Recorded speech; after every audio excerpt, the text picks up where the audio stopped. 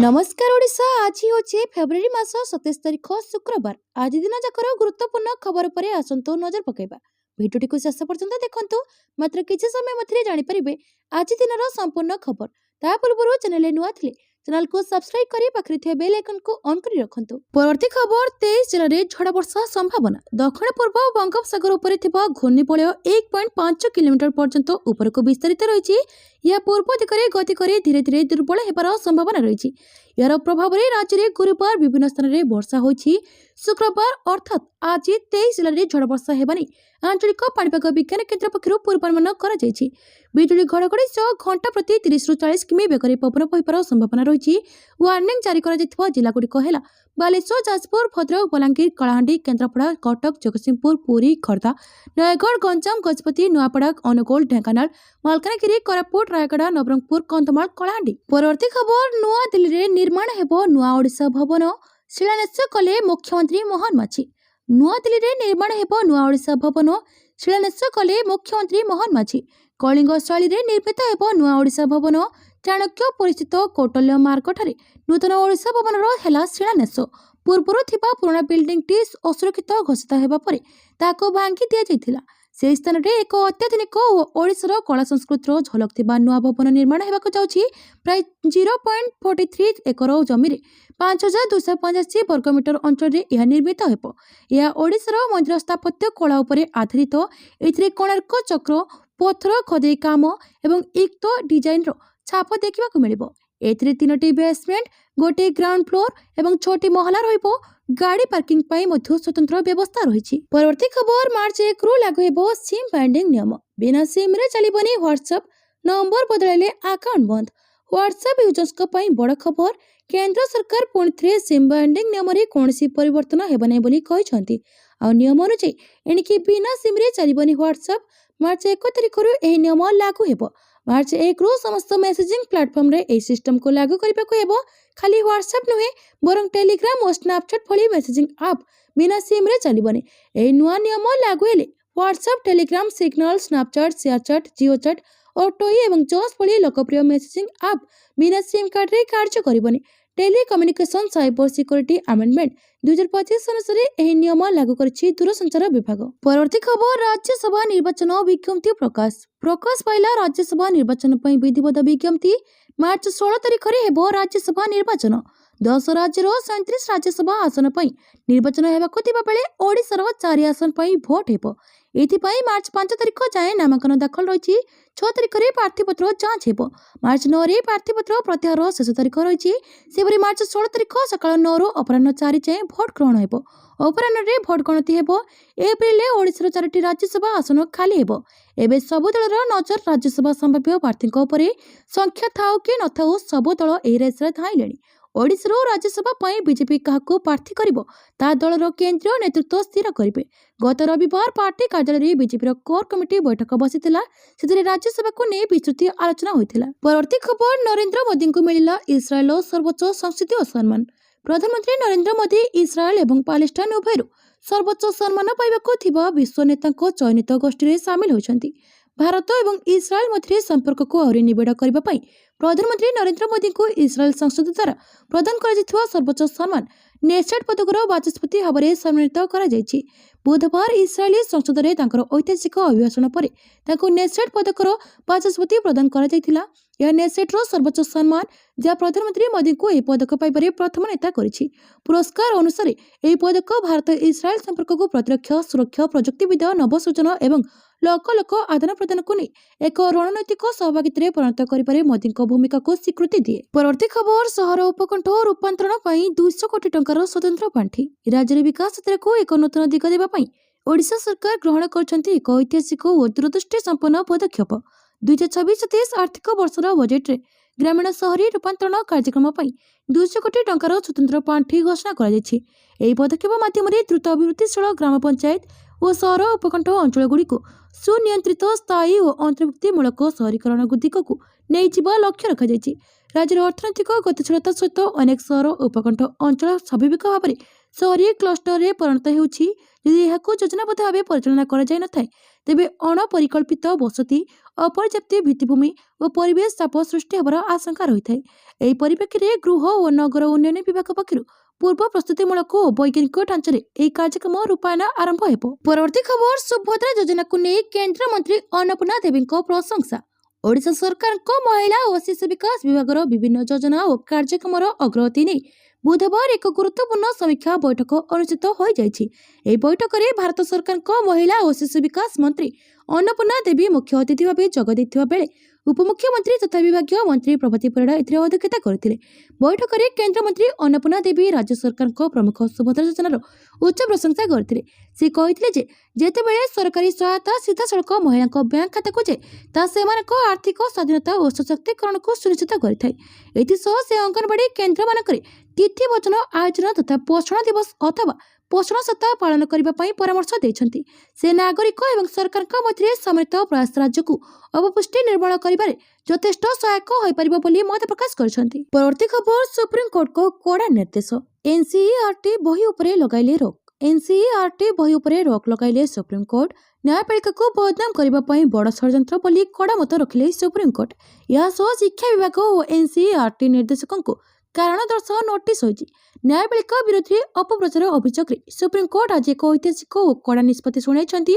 NCERT ଦ୍ୱାରା ପ୍ରକାଶିତ ଅଷ୍ଟମ ଶ୍ରେଣୀ ସାମାଜିକ ବିଜ୍ଞାନ ବହିରେ ନ୍ୟାୟପାଳିକାରେ ଦୁର୍ନୀତି ଶୀର୍ଷକ ଏକ ଅଧ୍ୟାୟକୁ ନେଇ କୋର୍ଟ ଅସନ୍ତୋଷ ପ୍ରକାଶ କରିଛନ୍ତି। ପ୍ରଧାନ ବିଚାରପତି ଜଷ୍ଟିସ୍ ସୂର୍ଯ୍ୟକାନ୍ତଙ୍କ ନେତୃତ୍ୱରେ ଗଠିତ ଖଣ୍ଡପୀଠ ଏହାକୁ ନ୍ୟାୟପାଳିକାକୁ ବଦନାମ କରିବାର ଏକ ଗଭୀର ଷଡ଼ଯନ୍ତ୍ର ବୋଲି କହିଛନ୍ତି।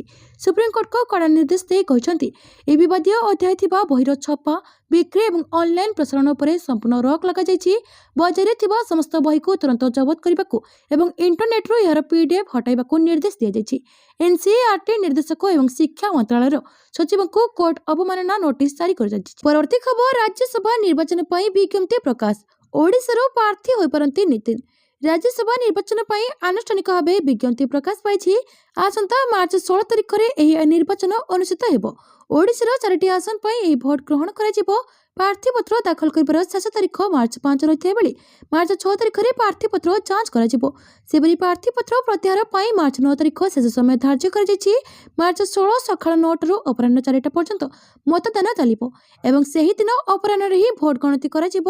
ଓଡ଼ିଶାର ରାଜ୍ୟସଭା ନିର୍ବାଚନ ପାଇଁ ବିଜେପିର ରାଷ୍ଟ୍ରୀୟ ସଭାପତି ନିତିନ ନବୀନ ପ୍ରାର୍ଥୀ ହୋଇପାରନ୍ତି ବୋଲି ଚର୍ଚ୍ଚା ଜୋର ଧରିଛି। ପୂର୍ବରୁ କୌଣସି ଜଣେ ଜାତୀୟ ସ୍ତରର ନେତା ଓଡ଼ିଶାରୁ ନିର୍ବାଚନ ଲଢ଼ିବା ପାଇଁ ଆଲୋଚନା ହେଉଥିବା ବେଳେ ଏବେ ନିତିନ ନବୀନଙ୍କ ନାମ ସାମ୍ନାକୁ ଆସିଛି। 45 ବର୍ଷ ନିତିନ ନବୀନ ଗତ ଜାନୁଆରୀ 20 ତାରିଖରେ ବିଜେପିର ରାଷ୍ଟ୍ରୀୟ ସଭାପତି ଭାବେ ଶପଥ ନେଇଥିଲେ ଏବଂ ସେ ବର୍ତ୍ତମାନ ବିହାର ବାଙ୍କିପୁର ନିର୍ବାଚନ ମଣ୍ଡଳୀର ବିଧାୟକ ଅଛନ୍ତି। ତେବେ ତାଙ୍କ ପ୍ରାର୍ଥୀତ୍ୱ ନେଇ ଦଳ ପକ୍ଷରୁ କୌଣସି ଆନୁଷ୍ଠାନିକ ଘୋଷଣା କରାଯାଇ ନାହିଁ। ପରବର୍ତ୍ତୀ ଖବର, ଆଜିଠାରୁ ପିଜି ନାମଲେଖା ପ୍ରବେଶିକା ପରୀକ୍ଷା ପାଇଁ ଅନଲାଇନ ଫର୍ମ ପୂରଣ। ଆଜିଠାରୁ ପିଜି ନାମଲେଖା ପ୍ରବେଶିକା ପରୀକ୍ଷା ପାଇଁ ଅନଲାଇନ ଫର୍ମ ପୂରଣ କରିପାରିବେ ଛାତ୍ରଛାତ୍ରୀ। ଶିକ୍ଷାବର୍ଷ 2026-27 ନିମନ୍ତେ ସ୍ନାତକୋତ୍ତର ପାଠ୍ୟକ୍ରମରେ ନାମଲେଖା ପ୍ରକ୍ରିୟାକୁ ଶୀଘ୍ର ଆରମ୍ଭ କରିବା ପାଇଁ ଉଚ୍ଚଶିକ୍ଷା ବିଭାଗ ତରଫରୁ ନିଷ୍ପତ୍ତି ଗ୍ରହଣ କରାଯାଇଛି। ଛାତ୍ରଛାତ୍ରୀମାନଙ୍କର ଭବିଷ୍ୟତ ଓ ବୃହତ୍ତର ସ୍ୱାର୍ଥକୁ ଦୃଷ୍ଟିରେ ରଖି ଶିକ୍ଷାବର୍ଷ 2026-27 ପାଇଁ ନାମଲେଖା ପ୍ରକ୍ରିୟାକୁ ଶୀଘ୍ର ଆରମ୍ଭ କରିବା ପାଇଁ ନିଷ୍ପତ୍ତି ନିଆଯାଇଛି। ସ୍ନାତକୋତ୍ତର ପାଠ୍ୟକ୍ରମରେ ନାମ ଲେଖାଇବାକୁ ଆଗ୍ରହୀ ଥିବା ଛାତ୍ରଛାତ୍ରୀମାନଙ୍କୁ କମନ ପିଜି ଏଣ୍ଟ୍ରାନ୍ସ ଟେଷ୍ଟ ପରୀକ୍ଷାରେ ଅଂଶଗ୍ରହଣ କରିବାକୁ ପଡ଼ିବ। ସିପିଟି ପ୍ରବେଶିକା ପରୀକ୍ଷା ପାଇଁ ଛାତ୍ରଛାତ୍ରୀମାନେ ଫେବୃଆରୀ ମାସ 27 ତାରିଖରୁ ମାର୍ଚ୍ଚ ମାସ 15 ତାରିଖ ପର୍ଯ୍ୟନ୍ତ ସାମ୍ସ ପୋର୍ଟାଲକୁ ଯାଇ କମନ ଆପ୍ଲିକେସନ ଫର୍ମ ପୂରଣ କରିପାରିବେ। ଏପ୍ରିଲ ମାସ 27 ତାରିଖରୁ ମେ ମାସ 10 ତାରିଖ ପର୍ଯ୍ୟନ୍ତ ବିଭିନ୍ନ ସ୍ନାତକୋତ୍ତର ବିଷୟ ପାଇଁ ସିପିଟି ପ୍ରବେଶିକା ପରୀକ୍ଷା ଅନୁଷ୍ଠିତ ହେବ। ସିପିଟି ପ୍ରବେଶିକା ପରୀକ୍ଷାରେ ରଖିଥିବା ମାର୍କ ଆଧାରରେ ହିଁ ଛାତ୍ରଛାତ୍ରୀମାନଙ୍କୁ ସ୍ନାତକୋତ୍ତର ପାଠ୍ୟକ୍ରମ ପାଇଁ ଚୟନ କରାଯିବ। ପରବର୍ତ୍ତୀ ଖବର, ପୀତବାସ ପଣ୍ଡା ହତ୍ୟା ଘଟଣା। ମାର୍ଚ୍ଚ 5ରେ ହାଇକୋର୍ଟରେ ବିକ୍ରମଙ୍କ ଜାମିନ ଆବେଦନର ପରବର୍ତ୍ତୀ ଶୁଣାଣି। ପୀତବାସ ପଣ୍ଡା ହତ୍ୟା ଘଟଣାରେ ପୂର୍ବତନ ବିଧାୟକ ବିକ୍ରମ କୁମାର ପଣ୍ଡାଙ୍କ ଜାମିନ ଆବେଦନର ଶୁଣାଣି ଆସନ୍ତା 5 ତାରିଖରେ କରିବାକୁ ଧାର୍ଯ୍ୟ କରିଛନ୍ତି ହାଇକୋର୍ଟ। ବୁଧବାର ଜଷ୍ଟିସ୍ ଆଦିତ୍ୟ କୁମାର ମହାପାତ୍ରଙ୍କ ଖଣ୍ଡପୀଠରେ ଜାମିନ ଆବେଦନର ଶୁଣାଣି କରାଯାଇଥିଲା। ସରକାରୀ ଓକିଲ ସମୟ ମାଗିଥିଲେ, ଯାହାଫଳରେ ଜାମିନ ଆବେଦନର ପରବର୍ତ୍ତୀ ଶୁଣାଣି ଆସନ୍ତା 5 ତାରିଖରେ ଧାର୍ଯ୍ୟ ହୋଇଥିବା ବିକ୍ରମଙ୍କ ଓକିଲ ଦୀପକ ପଟ୍ଟନାୟକ ସୂଚନା ଦେଇଛନ୍ତି। ସେପଟେ ପୋଲିସ ଚାର୍ଜସିଟ୍ ଦାଖଲ କରିଥିବା ବେଳେ 2 ଜଣ ଅଭିଯୁକ୍ତ ଏବେ ଡାକ୍ତରଖାନାରେ ଥିବାରୁ ଚାର୍ଜ ଫ୍ରେମ୍ ହୋଇପାରୁନାହିଁ। ପ୍ରତିପକ୍ଷ ଓକିଲଙ୍କ ସମସ୍ତ ରେକର୍ଡର କପି ଏବଂ ବିକ୍ରମଙ୍କୁ ଆପତ୍ତିଜନକ ଫଟୋ ଥିବା ପେନ୍ଡ୍ରାଇଭ୍ ମଧ୍ୟ ଦେଇନାହିଁ। ଜବତ ହୋଇଥିବା ସମସ୍ତ କପି ଦେବାକୁ କୋର୍ଟ ନିର୍ଦ୍ଦେଶ କରିଥିବା ବେଳେ ଗତକାଲି ପୋଲିସ 2 ଟ୍ରଙ୍କ ଜବତ କାଗଜ ଦାଖଲ କରିଥିଲା। ସେଗୁଡ଼ିକ ସ୍ପଷ୍ଟ ଦେଖାଯାଉନଥିବାରୁ କୋର୍ଟ ଫେରାଇ ଦେଇଥିଲେ। ଆସନ୍ତା 5 ତାରିଖରେ ସ୍ପଷ୍ଟ ଦିଶୁଥିବା କାଗଜପତ୍ର ଦାଖଲ କରିବାକୁ ନିର୍ଦ୍ଦେଶ ଦେଇଛନ୍ତି ଜିଲ୍ଲା କୋର୍ଟ। ପରବର୍ତ୍ତୀ ଖବର, ରେଳମନ୍ତ୍ରୀଙ୍କ ବଡ଼ ଘୋଷଣା, ଲଞ୍ଚ ହେଲା ନୂଆ ପୋର୍ଟାଲ। ରେଳମନ୍ତ୍ରୀ ଅଶ୍ୱିନୀ ବୈଷ୍ଣବ ରେଳବାଇରେ କ୍ଷତିପୂରଣ ସମ୍ପର୍କରେ ଏକ ବଡ଼ ଘୋଷଣା କରିଛନ୍ତି। ଦାବିଗୁଡ଼ିକର ଦ୍ରୁତ ଏବଂ ସ୍ୱଚ୍ଛ ସମାଧାନ ସୁନିଶ୍ଚିତ କରିବା ପାଇଁ ରେଳବାଇ ଇଆର୍ସିଟି ଇଲେକ୍ଟ୍ରୋନିକ୍ ରେଲୱେ କ୍ଲେମ୍ସ ଟ୍ରିବ୍ୟୁନାଲ ବ୍ୟବସ୍ଥା ଆରମ୍ଭ କରିଛି। ଏହି ନୂତନ ଡିଜିଟାଲ ପ୍ଲାଟଫର୍ମ ରେଳବାଇ ଦୁର୍ଘଟଣା, ଅପ୍ରତିକରଣ ଘଟଣା, ମାଲ କ୍ଷତି କିମ୍ବା ଭଡ଼ା ବିବାଦ ସହିତ ଜଡ଼ିତ ମାମଲାଗୁଡ଼ିକର ସମାଧାନକୁ ସହଜ କରିବ। ପୂର୍ବରୁ ଏହି ମାମଲାଗୁଡ଼ିକ ପାଇଁ ଦାଖଲ ଠାରୁ ଶୁଣାଣି ପର୍ଯ୍ୟନ୍ତ ଅନେକ ଔପଚାରିକତା ଏବଂ ସମୟ ସାପେକ୍ଷ ପ୍ରକ୍ରିୟା ଆବଶ୍ୟକ ହେଉଥିଲା, କିନ୍ତୁ ବର୍ତ୍ତମାନ ସମଗ୍ର ବ୍ୟବସ୍ଥା ଅନଲାଇନ୍ ହୋଇଥିବାରୁ ପ୍ରକ୍ରିୟାଟି ବହୁତ ଦ୍ରୁତ ଏବଂ ଅଧିକ ସୁବିଧାଜନକ ହୋଇଛି। ଇଲେକ୍ଟ୍ରୋନିକ୍ ରେଲୱେ କ୍ଲେମ୍ସ ଟ୍ରିବ୍ୟୁନାଲ ଆରମ୍ଭ ହୋଇଛି, ଯାହା ଭାରତୀୟ ରେଳବାଇ ମଧ୍ୟରେ ସ୍ୱଚ୍ଛତା ଏବଂ ଯାତ୍ରୀ ସୁବିଧା ପାଇଁ ଏକ ବିପ୍ଳବୀ ପଦକ୍ଷେପ। ଏହା ସମ୍ପୂର୍ଣ୍ଣ ଡିଜିଟାଲ ଭାବରେ କାର୍ଯ୍ୟ କରିବ। ଇଆର୍ସିଟି ବ୍ୟବସ୍ଥାର ସବୁଠାରୁ ଗୁରୁତ୍ୱପୂର୍ଣ୍ଣ ଫିଚର ହେଉଛି ଯେ ଯେକୌଣସି ବ୍ୟକ୍ତି ଏବେ ଯେକୌଣସି ସ୍ଥାନରୁ ଯେକୌଣସି ସମୟରେ ଅନଲାଇନରେ ସେମାନଙ୍କର ଦାବି ଦାଖଲ କରିପାରିବେ। ପରବର୍ତ୍ତୀ ଖବର, ରାଜ୍ୟସଭା ପାଇଁ ଖୁବ୍ ଶୀଘ୍ର ପ୍ରାର୍ଥୀ ଦେବ ବିଜେପି। ଆସନ୍ତା 28ରେ କଂଗ୍ରେସର ନିଷ୍ପତ୍ତି। ରାଜ୍ୟସଭା ନିର୍ବାଚନ ପାଇଁ ଆଜି ବିଧିବଦ୍ଧ ବିଜ୍ଞପ୍ତି ପ୍ରକାଶ ପାଇସାରିଛି। ଏବେ ଖାଲି ପ୍ରାର୍ଥୀ ଘୋଷଣା ବାକି ରହିଛି। ତେବେ ଖୁବ୍ ଶୀଘ୍ର ଦିନେ କିମ୍ବା 2 ଦିନ ମଧ୍ୟରେ ବିଜେପି ପ୍ରାର୍ଥୀ ଘୋଷଣା କରିପାରେ। ସେପରି କଂଗ୍ରେସ ମଧ୍ୟ ପ୍ରାର୍ଥୀ ଦେବା ପାଇଁ ଜାତୀୟ ସ୍ତରର ନେତାଙ୍କ ସହିତ ଆଲୋଚନା କରିବାକୁ ପିସିସି ସଭାପତି ଭକ୍ତଚରଣ ଦାସ ଦିଲ୍ଲୀ ଯିବେ। ଓଡ଼ିଶା ଗସ୍ତରେ ଥିବା ବିଜେପି ରାଜ୍ୟ ପ୍ରଭାରୀ ବିଜୟପାଲ ସିଂ ତୋମାର କହିଛନ୍ତି ଯେ ଦଳ ଖୁବ୍ ଶୀଘ୍ର ରାଜ୍ୟସଭା ନିର୍ବାଚନ ପାଇଁ ପ୍ରାର୍ଥୀ ଘୋଷଣା କରିବ। କୋର୍ କମିଟି ବୈଠକ ଶେଷ ହୋଇଛି। ସମ୍ଭାବ୍ୟ ପ୍ରାର୍ଥୀ ତାଲିକା କେନ୍ଦ୍ରୀୟ ସଂସଦୀୟ ବୋର୍ଡକୁ ପଠାଯାଇଛି। ଆସନ୍ତାକାଲି ସଂସଦୀୟ କମିଟି ବୋର୍ଡ ବୈଠକ ଅନୁଷ୍ଠିତ ହେବ। ଏହାପରେ ଦଳ ଦିନେ କିମ୍ବା 2 ଦିନ ମଧ୍ୟରେ ପ୍ରାର୍ଥୀ ଘୋଷଣା କରିବ। ଜିତିବାର ଆଶା ନଥିବା ସତ୍ତ୍ୱେ କଂଗ୍ରେସ ମଧ୍ୟ ରାଜ୍ୟସଭା ନିର୍ବାଚନରେ ଭାଗ ନେବ। ସେଥିପାଇଁ ଦଳର ସଭାପତି ଭକ୍ତଚରଣ ଦାସ ଦିନେ କିମ୍ବା 2 ଦିନ ମଧ୍ୟରେ ଦିଲ୍ଲୀ ଗସ୍ତ କରିବେ। ହାଇକମାଣ୍ଡଙ୍କ ସହିତ ଆଲୋଚନା ପରେ ଆସନ୍ତା 28 ତାରିଖ ଦିନ ନିଷ୍ପତ୍ତି ହେବ ବୋଲି ସେ କହିଛନ୍ତି। ପରବର୍ତ୍ତୀ ଖବର, ଖଣି ଉପନିର୍ଦ୍ଦେଶକଙ୍କ କଳା ଚିଠା ମାଗିଲା ଇଡି। କୋଟିପତି ଖଣି ଉପନିର୍ଦ୍ଦେଶକଙ୍କ ତଥ୍ୟ ମାଗିଲା ପ୍ରବର୍ତ୍ତନ ନିର୍ଦ୍ଦେଶାଳୟ। ରେଡ୍ ବେଳେ ନଗଦ 4,27 ଲକ୍ଷ ଜବତ ପରେ ତଥ୍ୟ ମାଗିଲା। 7 ଦିନିଆ ରିମାଣ୍ଡ ପାଇଁ ଆଜି ଆବେଦନ କରିବ ଭିଜିଲାନ୍ସ। ସୂଚନା ଥାଉକି କାଲି ଖଣି ଉପନିର୍ଦ୍ଦେଶକ ଦେବବ୍ରତ ମହାନ୍ତିଙ୍କୁ ଗିରଫ କରିଛି ଭିଜିଲାନ୍ସ। ଆୟ ବହିର୍ଭୂତ ସମ୍ପତ୍ତି ଠୁଳ ଅଭିଯୋଗରେ ଗିରଫ କରିଛି ଭିଜିଲାନ୍ସ। ଖଣି ବିଭାଗର କଟକ ସର୍କଲ ଉପନିର୍ଦ୍ଦେଶକ ଦେବବ୍ରତ ମହାନ୍ତିଙ୍କ ଘରୁ ମିଳିଥିଲା 4 କୋଟି ନଗଦ କ୍ୟାସ୍। ଏମିତିକି ଖଣି ଅଧିକାରୀଙ୍କ ଅଫିସରୁ 1,20,000 ଟଙ୍କା ବି ଜବତ କରାଯାଇଥିଲା। ଏଥିସହିତ 130 ଗ୍ରାମ ସୁନା ମଧ୍ୟ ଜବତ ହୋଇଥିବା ସୂଚନା ମିଳିଥିଲା। ଜଣେ ଲାଇସେନ୍ସ ପ୍ରାପ୍ତ କୋଇଲା ଖଣି ବ୍ୟବସାୟୀଙ୍କ ଠାରୁ 30,000 ଟଙ୍କା ଲାଞ୍ଚ ଅଭିଯୋଗ ମାମଲାରେ ଭିଜିଲାନ୍ସ ମାଡ଼ି ବସିଥିଲା। ପରବର୍ତ୍ତୀ ଖବର, ଛକା ଚୌକାରେ ଡିଲ୍ କଲେ ବୈଭବ ସୂର୍ଯ୍ୟବଂଶୀ, ପୁଣି ରଚିଲେ ଇତିହାସ। ଆଇପିଏଲ୍ ପୂର୍ବରୁ ଚମକିଲା ବୈଭବ ସୂର୍ଯ୍ୟବଂଶୀଙ୍କ ବ୍ୟାଟ୍ ବଡ଼ ବଡ଼ ସଟ୍ ମାରି ବୋଲରକୁ କଲେ ଧରାଶାୟୀ। ମୁମ୍ବାଇରେ ଖେଳାଯାଉଥିବା ଡିୱାଇ ଟି20 ଟୁର୍ଣ୍ଣାମେଣ୍ଟରେ ବିସ୍ଫୋରକ ବ୍ୟାଟିଂ କରିଛନ୍ତି। ସେ ଡିୱାଇ ପାଟିଲ ବ୍ଲୁ ଟିମ୍ରୁ ଖେଳୁଛନ୍ତି, ଯେଉଁଥିରେ ସେ ଦମଦାର ପ୍ରଦର୍ଶନ କରିବା ସହ ବିସ୍ଫୋରକ ଭାବେ ମାତ୍ର 14 ବଲ୍ରେ ଅର୍ଦ୍ଧଶତକ ହାସଲ କରି ରେକର୍ଡ କରିଛନ୍ତି। ପ୍ରଥମ ଥର ପାଇଁ ଏହି ଟୁର୍ଣ୍ଣାମେଣ୍ଟ ଖେଳୁଥିବା ସୂର୍ଯ୍ୟବଂଶୀ 19 ବଲ୍ର ସାମ୍ନା କରି 63 ରନ୍ କରିବାରେ ସକ୍ଷମ ହୋଇଛନ୍ତି।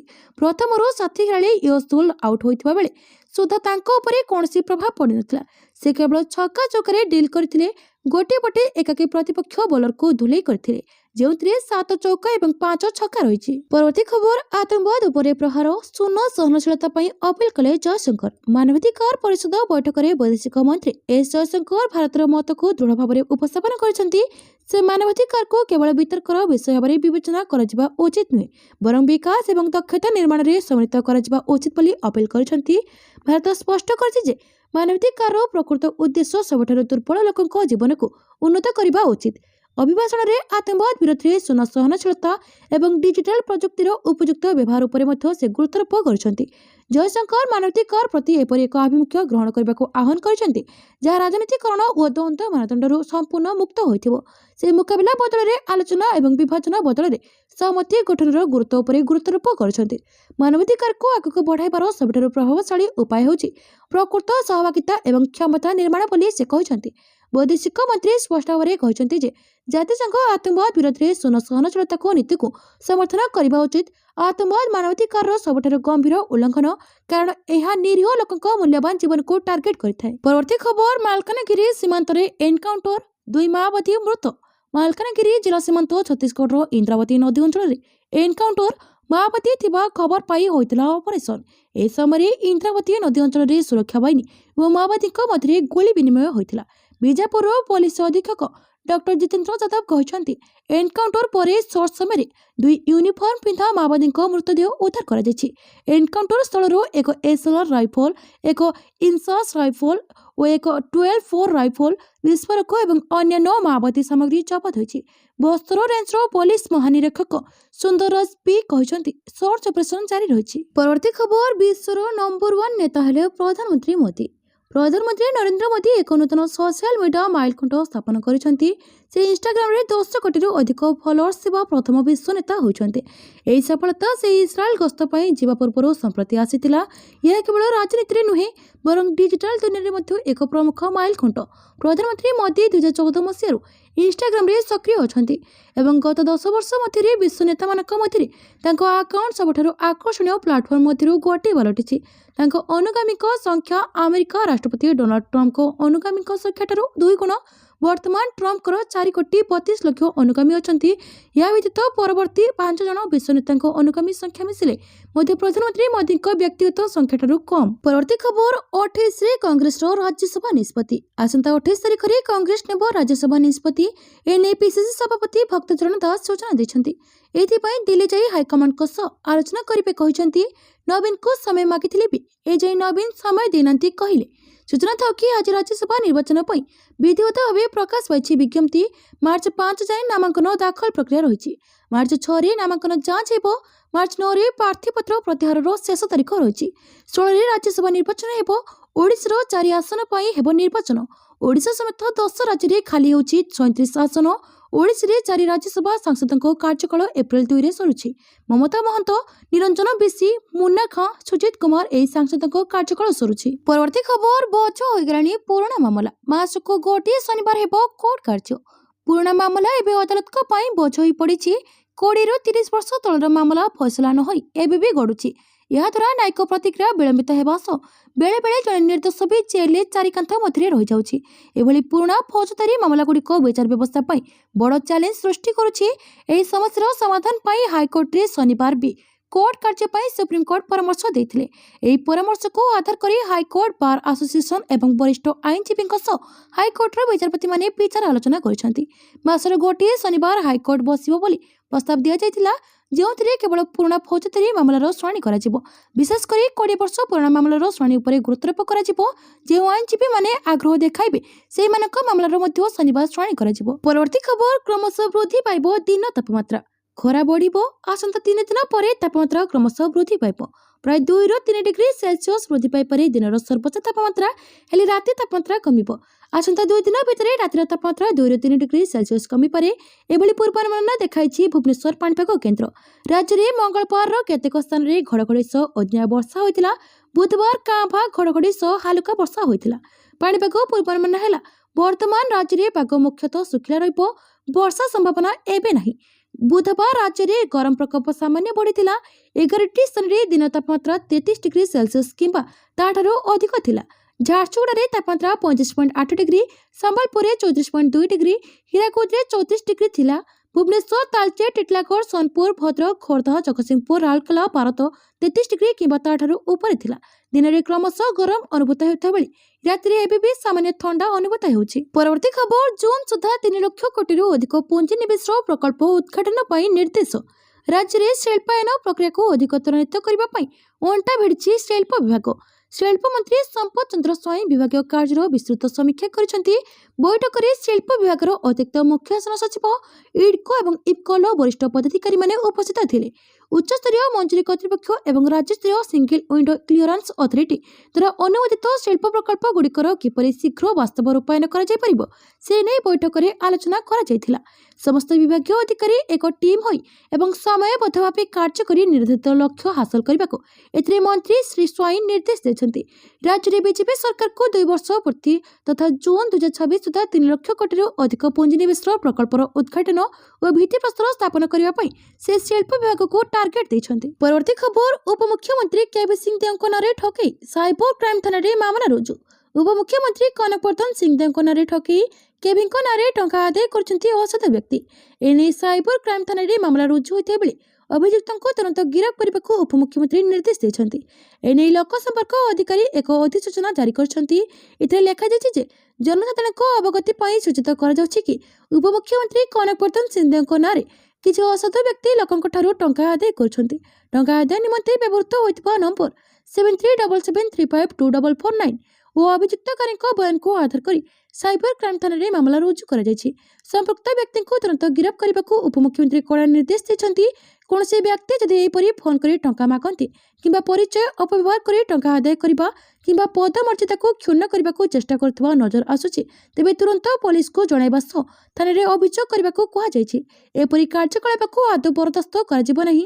କୌଣସି ବି ଅଜଣା ବ୍ୟକ୍ତିଙ୍କୁ ଟଙ୍କା ପୈଠ କରିବା ପୂର୍ବରୁ ସମ୍ପୂର୍ଣ୍ଣ ତଥ୍ୟକୁ ଯାଞ୍ଚ କରିବାକୁ କୁହାଯାଇଛି। ପରବର୍ତ୍ତୀ ଖବର, ଭାଜପା ନେତା ଗୋଲକ ମହାପାତ୍ରଙ୍କୁ ହାଇକୋର୍ଟରୁ ଆଶ୍ୱସ୍ତି, ଭିଜିଲାନ୍ସ ମାମଲା ରଦ୍ଦ। ଭାଜପା ନେତା ଗୋଲକ ପ୍ରସାଦ ମହାପାତ୍ରଙ୍କୁ ଆଶ୍ୱସ୍ତି, ହାଇକୋର୍ଟରେ ତାଙ୍କ ବିରୁଦ୍ଧରେ ବିଚାରାଧୀନ କୋଇଲା ବଣ୍ଟନରେ ବ୍ୟାପକ ଅନିୟମିତତା ଅଭିଯୋଗ ସମ୍ପର୍କିତ ଭିଜିଲାନ୍ସ ମାମଲା ରଦ୍ଦ କରାଯାଇଛି। ଜଷ୍ଟିସ ଆଦିତ୍ୟ କୁମାର ମହାପାତ୍ର ଗୋଲକ ପ୍ରସାଦ ମହାପାତ୍ରଙ୍କ ଆବେଦନର ଶୁଣାଣି କରି ଏପରି ରାୟ ପ୍ରଦାନ କରିଛନ୍ତି। Odisha consumers cooperative federation limited ସଭାପତି ଭାବେ ଆବେଦନକାରୀ କାର୍ଯ୍ୟ କରୁଥିବା ବେଳେ 2010ରେ ଭିଜିଲାନ୍ସ ଏହି ମାମଲା ରୁଜୁ କରିଥିଲା। 2008ରୁ 10 ବର୍ଷରେ ଓସିସିଏଫ୍ ପକ୍ଷରୁ କୋଇଲା ବଣ୍ଟନ କ୍ଷେତ୍ରରେ ବ୍ୟାପକ ଅନିୟମିତତା ନେଇ ଅଭିଯୋଗ ହୋଇଥିଲା। ଏମଏସଏମଇ ପାଇଁ ଥିବା କୋଇଲା ଓସିସିଏଫ୍ ବିକ୍ରି କରିବା ବେଳେ ବ୍ୟାପକ ଆର୍ଥିକ ଅନିୟମିତତା ନେଇ ଅଭିଯୋଗ ହୋଇଥିଲା। ଏନେଇ ଭୁବନେଶ୍ୱର ଭିଜିଲାନ୍ସ ସେଲ୍ ପକ୍ଷରୁ ମାମଲା କରାଯାଇଥିଲା। 2013ରେ ଭିଜିଲାନ୍ସ ଅଦାଲତରେ ଚାର୍ଜସିଟ୍ ଦାଖଲ ହୋଇଥିବା ବେଳେ 2022 ମାମଲାରେ ଚାର୍ଜ ଫ୍ରେମ୍ ହୋଇଥିଲା। ମାମଲାର ତଦନ୍ତ, ଚାର୍ଜ ଫ୍ରେମ୍, ଟ୍ରାଏଲରେ ବିଳମ୍ବ ଓ ବିନା ଠୋସ୍ ତଥ୍ୟ ପ୍ରମାଣରେ ଆବେଦନକାରୀଙ୍କୁ ଅଭିଯୁକ୍ତ ଦର୍ଶାଯାଉଥିବା ଅଭିଯୋଗ କରି ଏହି ମାମଲା ହାଇକୋର୍ଟରେ ଦାୟର କରାଯାଇଥିଲା। ପରବର୍ତ୍ତୀ ଖବର, ଇଂରାଜୀ ଶିଖିନଥିବାରୁ ପସ୍ତାଉଛି ମେସି। ଆର୍ଜେଣ୍ଟିନାର ମହାନ ଫୁଟବଲ ଖେଳାଳି ଲିଓନେଲ ମେସି କହିଛନ୍ତି ଯେ ଇଂରାଜୀ ଶିଖିପାରିନଥିବାରୁ ସେ ଏବେ ପଶ୍ଚାତାପ କରୁଛନ୍ତି, କାରଣ ଏଥିପାଇଁ ବିଖ୍ୟାତ ଲୋକମାନଙ୍କ ସହ କଥାବାର୍ତ୍ତା କରିବା ସମୟରେ ସେ ଅଧା କଥା ବୁଝିପାରନ୍ତି ନାହିଁ। ମେକ୍ସିକୋର ଏକ ପଡକାଷ୍ଟରେ ସେ କହିଛନ୍ତି ଯେ ଜୀବନରେ କେତେକ ବିଷୟକୁ ନେଇ ସେ ପଶ୍ଚାତାପ କରୁଛନ୍ତି।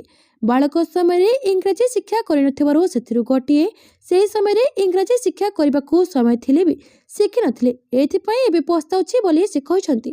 ବିଭିନ୍ନ ସମୟରେ ଅନେକ ବିଖ୍ୟାତ ଓ ଚମତ୍କାର ବ୍ୟକ୍ତିଙ୍କୁ ଭେଟିବାର ସୁଯୋଗ ମିଳିଛି, କିନ୍ତୁ ସେମାନଙ୍କ କଥା ହେବା ବେଳେ ଅଧା କଥା ଜାଣିପାରି ନାହିଁ।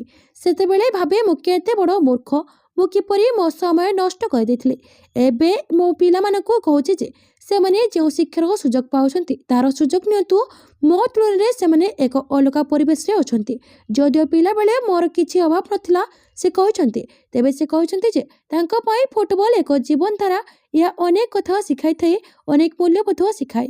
ଏ ଜୀବନବ୍ୟାପୀ ବନ୍ଧନ ସୃଷ୍ଟି କରେ, ଅନେକ ସ୍ଥାନ ସମ୍ପର୍କରେ ଜ୍ଞାନ ପ୍ରଦାନ କରେ। ପରବର୍ତ୍ତୀ ଖବର, ନକଲି ବିଚାରପତିଙ୍କୁ ପଦରୁ ହଟାଇଲେ କୋର୍ଟ। ଇମ୍ରାନ ଖାନଙ୍କ ଗିରଫଦାରୀ ଉପରେ ଦେଇଥିଲେ ସ୍ଥଗିତାଦେଶ। ଇସଲାମାବାଦ ହାଇକୋର୍ଟ ଜଣେ ବିଚାରପତି ଜଷ୍ଟିସ ତାରିକ ମହମ୍ମଦ ଜାହାଙ୍ଗୀରଙ୍କୁ ତାଙ୍କ ପଦବୀରୁ ହଟାଇ ଦେଇଛନ୍ତି। ତାଙ୍କର LLB ଡିଗ୍ରୀ ଚାଲ ଦର୍ଶାଇ ଏପରି ନିଷ୍ପତ୍ତି ନେଇଛନ୍ତି।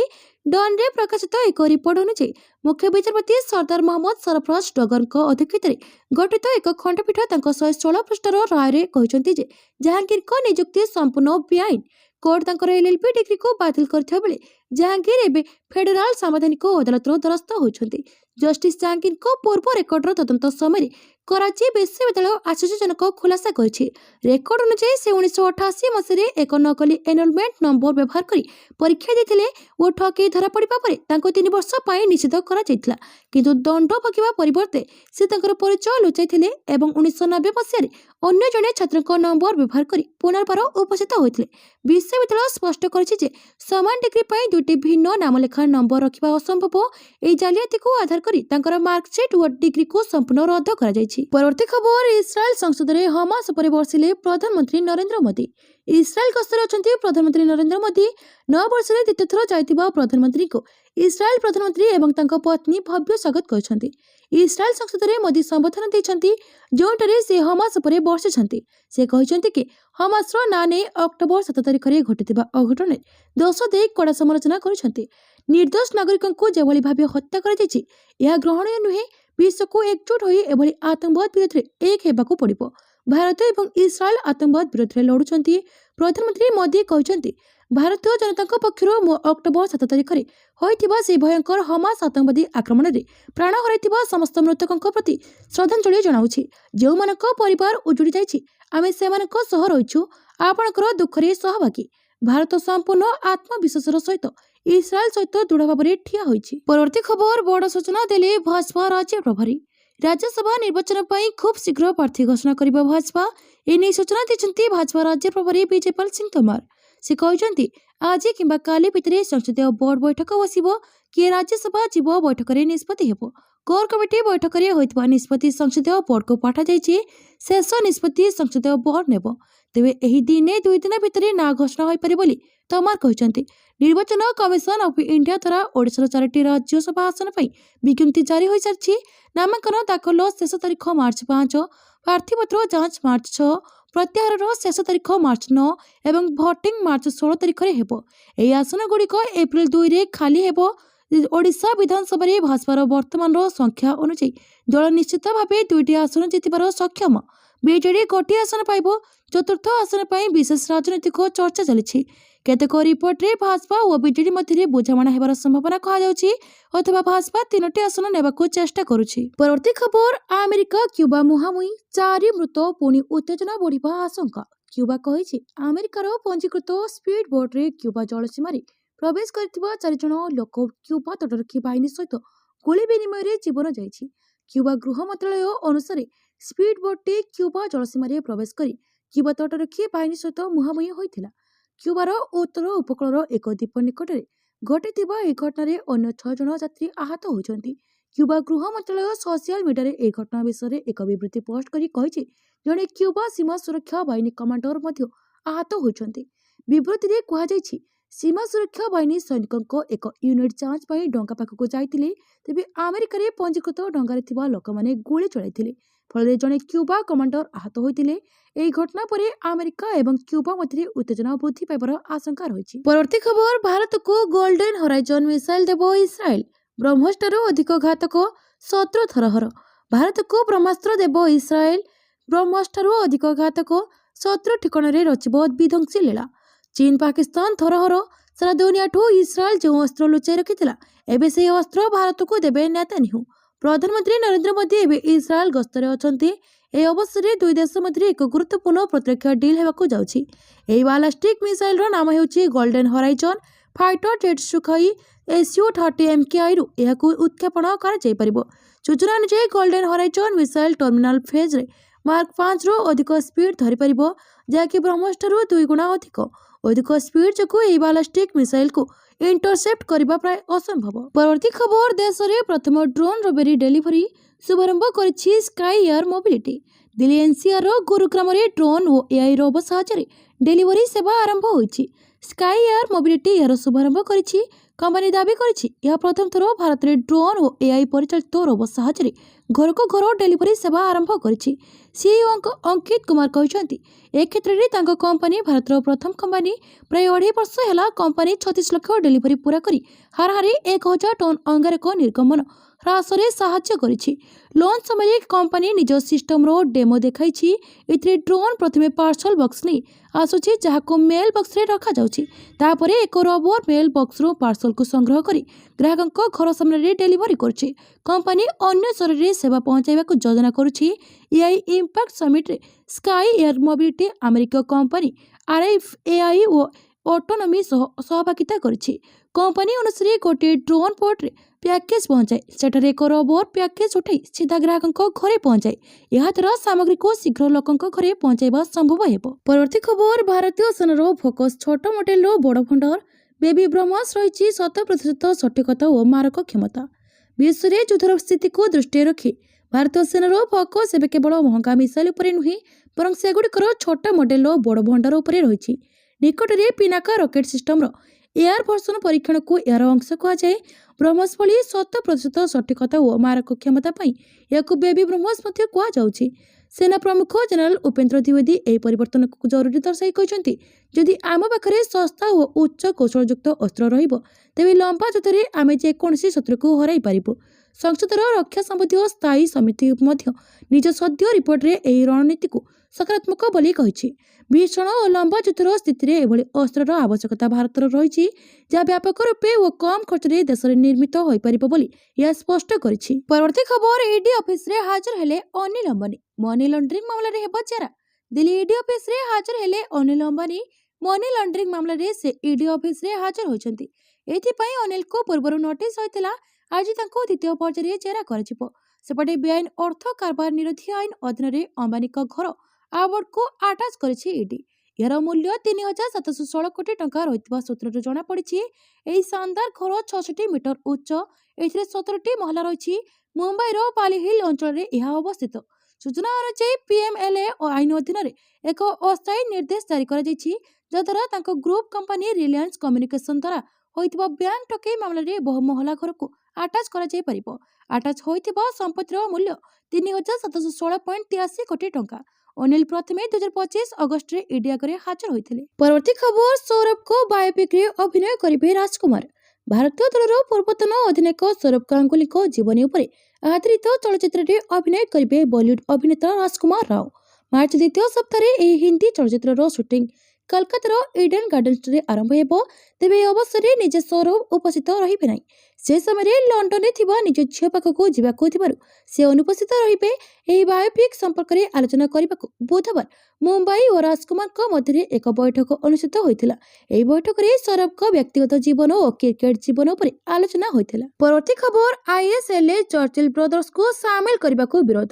ଭାରତର ପ୍ରମୁଖ ଫୁଟବଲ ଲିଗ୍ ଇଣ୍ଡିଆନ ସୁପର ଲିଗ୍ର ଚଳିତ ଋତୁରେ ଗୌରବ ପ୍ରସିଦ୍ଧ ଫୁଟବଲ କ୍ଲବ ଚର୍ଚ୍ଚିଲ୍ ବ୍ରଦର୍ସ ଏଫ୍ସିକୁ ସାମିଲ କରିବା ପ୍ରସ୍ତାବ ପୁଣି ଥରେ ଅଟକି ଯାଇଛି। ଆଇଏସ୍ଏଲ୍ର ଫ୍ରାଞ୍ଚାଇଜମାନେ ଏହି ପ୍ରସ୍ତାବକୁ ବିରୋଧ କରିଛନ୍ତି।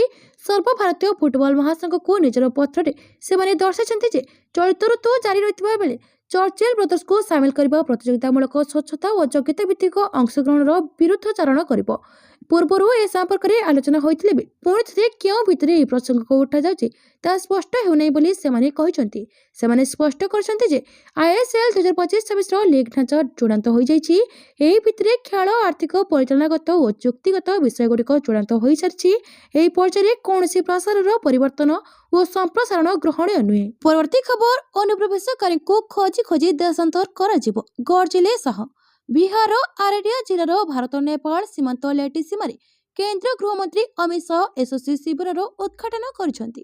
ସୀମା ସୁରକ୍ଷା ପାଇଁ ଏହି ଏସ୍ଓସି ଶିବିର ଅତ୍ୟନ୍ତ ଗୁରୁତ୍ୱପୂର୍ଣ୍ଣ। ଉଦ୍ଘାଟନ ସମୟରେ ସେ ଅନୁପ୍ରବେଶକାରୀଙ୍କ ସମ୍ପର୍କରେ ଏକ ଗୁରୁତ୍ୱପୂର୍ଣ୍ଣ ବକ୍ତବ୍ୟ ଦେଇଛନ୍ତି। ଅମିତ ଶାହ କହିଛନ୍ତି, ଆମେ ପ୍ରତ୍ୟେକ ଅନୁପ୍ରବେଶକାରୀଙ୍କୁ ଭାରତୀୟ ମାଟିରୁ ବିତାଡ଼ିତ କରିବା ପାଇଁ କାମ କରିବୁ। ସେମାନଙ୍କୁ ଖୋଜି ଖୋଜି ଦେଶରୁ ବାହାର କରାଯିବ। ନିର୍ବାଚନ ସମୟରେ ଆମେ ବିହାରର ଲୋକଙ୍କୁ ପ୍ରତିଶ୍ରୁତି ଦେଇଥିଲୁ, ଆମେ ବିହାରକୁ ଅନୁପ୍ରବେଶକାରୀଙ୍କଠାରୁ ମୁକ୍ତ କରିବୁ। ଏହାର ଅର୍ଥ କେବଳ ଭୋଟର ତାଲିକାରୁ ଅନୁପ୍ରବେଶକାରୀଙ୍କ ନାମ ବାଦ ଦେବା ନୁହେଁ। ଆମେ ପ୍ରତି ଅନୁପ୍ରବେଶକାରୀଙ୍କୁ ଭାରତ ମାଟିରୁ ବାହାର କରିବାକୁ ସଂକଳ୍ପବଦ୍ଧ।